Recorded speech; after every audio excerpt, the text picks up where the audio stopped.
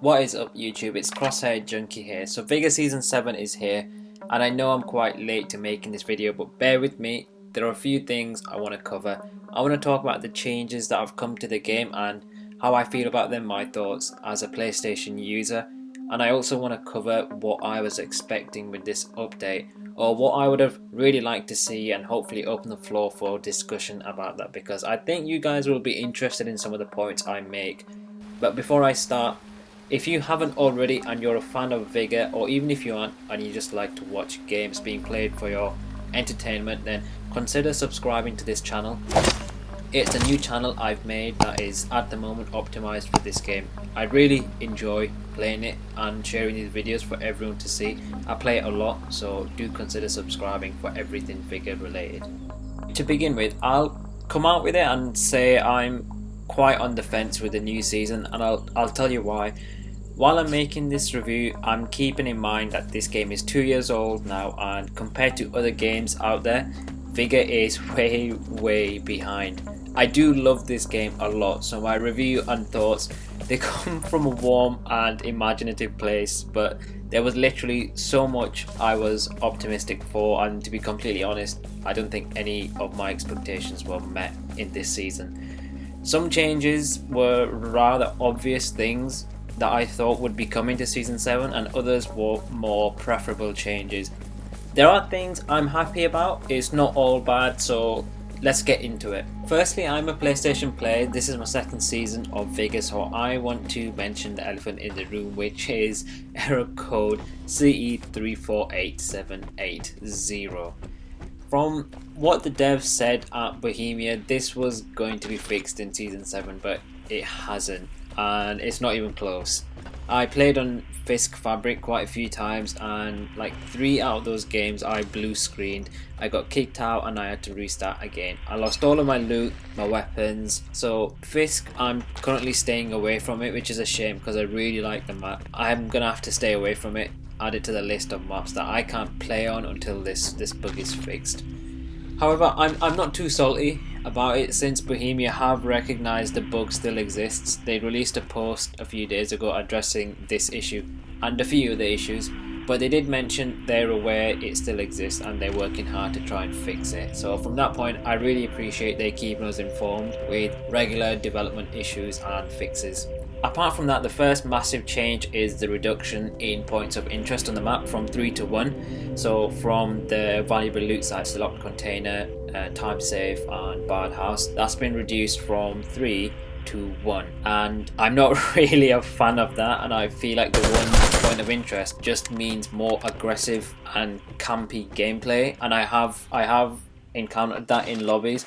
I just feel like the 1 point of interest draws the entire lobby to that one area. I don't get into gunfights as often, and finding another player is only possible at that 1 point on the map. Since the new season, there has been a lot of controversy about that, and then Vigor have come out in their update and they've addressed the issue, because apparently this is how it's always been prior to coming to PlayStation for us, and 3 points of interest was only the case for Christmas. And it actually makes me wonder, this game is a whole lot more slower paced than what I initially thought during Season 6.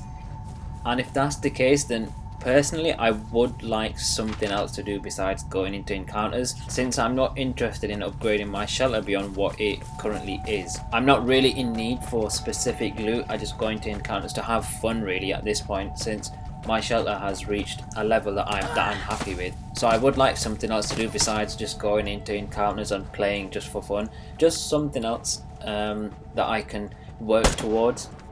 Other than that, I think reducing from 3 points of interest to 1 is a massive jump for us PlayStation users. I think a fair balance would be 2 points of interest, which would then mean more players spread out across the map. Not all players would be drawn to one portion of the map, and I think that's a really good balance. Second change is getting rid of Anakin and replacing it with Fisk Fabric, which is apparently a map that's always been in the game, and now they're bringing it back. I'm not sure why they took it out, but in all honesty, I never really liked Anakin. I wasn't too keen on it. I played on it like once and that was it. It was just quite bleak in my opinion. I'm more for the green lands, the buildings, high and low landscapes, and overall really nice scenery in the maps. and that's what Fisk Fabric has. So I'm really happy that they've brought this map back. Something else really positive and that I'm really excited about, or that I'm most excited about in this season, is the new outfits and the gear added to the game for Battle Pass users that I think are sick as f***. With the Battle Pass you will get a new outfit as part of the Mercenaries theme. You'll get new face and head gear, including a special ops gas mask and a military beret, and then you'll also get a skin for the B93 Raffica. The main outfit as part of the Mercenaries theme is this, which is freaking cool. I love the brown leather with the wool on the collars. And I do have to admit, I prefer this season way more in terms of the overall, the theme and the gear we get. Obviously the theme changes every season. And I can already think of different ways to use the gas mask and the balaclava and the hats that you get, the headgear that you get. And this kind of stuff, I really love this kind of stuff. Being able to customise your own character with different gear that sets you apart from everyone else. I'm all for that. And I feel like this season they've brought in so many more cool things that we can customise our character with. But one thing I would say is I wish we could mix and match different outfits. So if the upper body and the lower body were kept separate so we can customize them individually, that would be really cool instead of just having standalone outfits. Let's talk about the new weapons and items. So they've introduced to us 3 new weapons: the B93 Raffica, which is a machine burst pistol, the M60E3 machine gun, and the La Chiave shotgun. Apparently this is a returning weapon. Why they took it out, I'm not too sure. But here's the thing, this is where I'm quite disappointed with Season 7 update, because I was actually anticipating for a whole lot more in this section. Any addition to this game is a massive deal in general, purely because we pay a lot for the Battle Pass. So we finally think we're getting our money's worth, but really we aren't. But I was hoping they would scrap the knives in the game since they're never useful. I mean, you can never get within a few feet of someone before they hear you and you're dead, even if you try to sneak up on someone. It's just impossible, you can't do it. So it just makes the knives in the game quite redundant. What I was hoping for is that they would change how we use the knives and let us use them as throwables instead, and the damage done depends on the rarity of the knife. So for example, a common knife would have a 25 base damage as it currently does, an uncommon knife would have a 40 base damage, a rare knife would have 65 base damage, military grade knife would have 80, and then a special issue knife would be a 1-hit kill with 100 base damage. I think that could change playstyles considerably, and it would give the knives an actual use. So another change being made to Season 7 is the new anti-camping mechanism. So camping in this game, it's quite a big problem. If you've watched my videos, I've gotten killed by campers so many times, either in a bush or they've been camping the valuable loot sites. So Bohemia's answer to that is, if you're stationary for around 2 minutes, there'll be a mortar strike on your location. The same mortar strike you'd see if you shoot a lock on the container. So there'll be the really loud warning sound at the start, giving you a second to quickly move out of that mortar radius, and you will be made aware to everyone else on the map where your location is when it's happening by a red circle.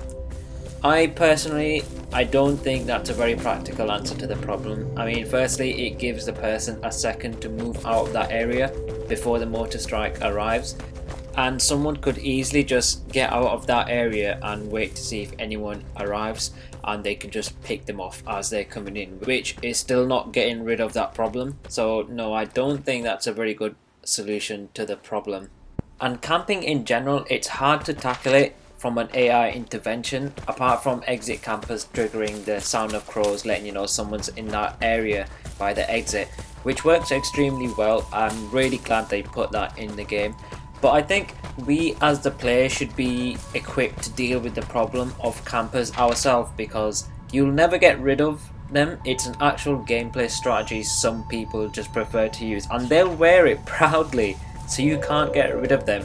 Or those extremely passive players that want to lure you in a house so they can grab that easy kill, which is super boring to an average player like me. These players will always exist, and they'll wear that badge on their heart and sleeve until they die, even if it means waiting and waiting and waiting and waiting. A few moments later. And waiting until that moment comes when you run out of patience and you're feeling like the mercenary you deserve to be. So you run in with full confidence and only to get killed by this melon sat in the corner of the room. So for those frustrating cases, we could have consumables that will help tackle that problem on our own accord.